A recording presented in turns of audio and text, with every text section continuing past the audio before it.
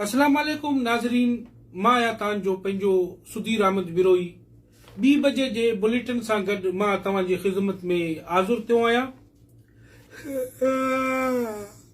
Channel वारा वॾा ज़ालूम आहिनि, मानी बि कोन था करनि, रुगो ख़बरूं था पढ़ाइनि मूंखां। मां चयोमांसि मूंखे कम से कम मंझंदि जे मानी में थोरो भत ऐं पकोड़ा ॾियो, उहो बि कोन ॾिननि, कंहिं सुने चैनल सां फाथा आहियूं।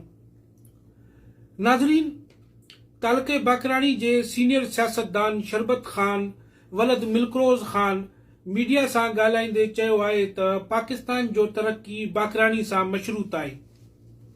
जेसिताईं बाकराणी तरक़ी न कंदो तेसिताईं मुल्क में ख़ुशहाली जूं राहूं कोन खुलंदियूं। हुकूमत खे इगोर निंड मां सुजाग थियणु घुर्जे। नाज़रीन, मुल्क जे सनती वज़ीर बोतल ख़ान वलद किरेट ख़ान तालके बाकराणी जे अॻोणे अताई डॉक्टर ऐं आणोके सीनियर सियासतदान शरबत ख़ान वलद मिल्करोज़ ख़ान जे हुकूमत ते बेजा तनक़ीद खे अजायो करार ॾींदे चयो आहे त जॾहिं शरबत ख़ान हुकूमत में हूंदो आहे त को कमु कोन कंदो आहे, रुगो शहीद बादशाह ते बलोड़ रागी फ़कीर अरबाब अली शेख जो महफ़िल कंदो आहे। शरबत ख़ान मुसलसल 15 साल सूबाई वज़ीर रहियो, पर बाकराणी लाइ छा कयो?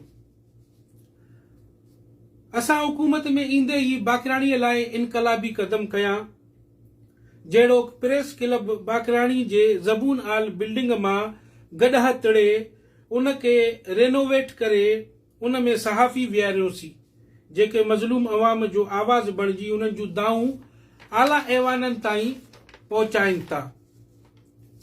नाज़रीन, सूबाई सनती वज़ीर बोतल ख़ान वलद किरेट ख़ान वधीक मीडिया खे ॿुधाईंदे चयो त उन सां गॾोगॾु असांजी हुकूमत बाकराणी शहर जे सीनियर अदाकारनि साईं शरीफ शाह लखयारी ऐं ज़मीर पापा खे बाकराणी मोरी एवार्ड लाइ रिकमेंड कयो ऐं साल 2024 ऐं 25 लाइ शेर मोहम्मद उर्फ शेरल मूवी वारे खे बाकराणीअ जो ब्रांड एम्बेसडर मुक़रर करण जो फ़ैसिलो असांजी हुकूमत कयो।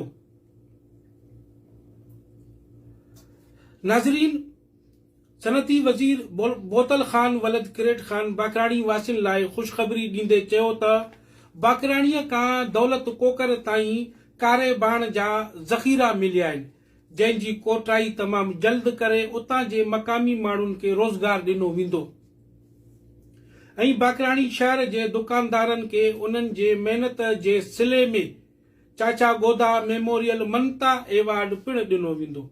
नाज़रीन, इहे हुयूं हुकूमत जूं ॻाल्हियूं, लेकिन हक़ीक़त में अॼु बि बाकराणी वासियुनि खे हिकु मसीहा जो इंतज़ारु आहे जेको उन्हनि दर्दमंदनि जो दवा करे। नाज़रीन, हाणे रांदियुनि जूं ख़बरूं मुलाहिज़ो कंदा। नाज़रीन, इन दफ़े एशियन गेम्स 2024 जेका कतर में थी रही आहे, उन में मुसलसल कंध मथे करे आसमान ॾिसण जो कैटेगरी शामिल कयो वियो आहे। बाकराणी शहर जे इंतज़ामिया पारां आसमानीअ खे मोकिलण जो फ़ैसिलो कयो वियो आहे। उम्मीद त आसमानी गोल्ड मेडल माणे वठंदो। हाणे मौसम जो सूरताल। नाज़रीन, बाकराणी शहर में मुल्की महाशी बदहाली सबबि कर्ज़ घुरंदड़ जाम थी वेंदा। उन करे बाकराणी वासियुनि खे हुकूमत जे हिदायतनि ते अमल कंदे कचा बसर ऐं कचा तूम खाइण घुर्जनि त कर्ज़ घुरंदड़ तव्हां खां परे रहनि। नाज़रीन, ई हुयूं अॼु जूं ख़बरूं ऐं आख़िर में रोज़ानी सूरताल अख़बार जी इदारिया तव्हांखे पढ़ी ॿुधाईंदासीं, जंहिंजो एडिटर सुधीर अहमद बिरोई आहे।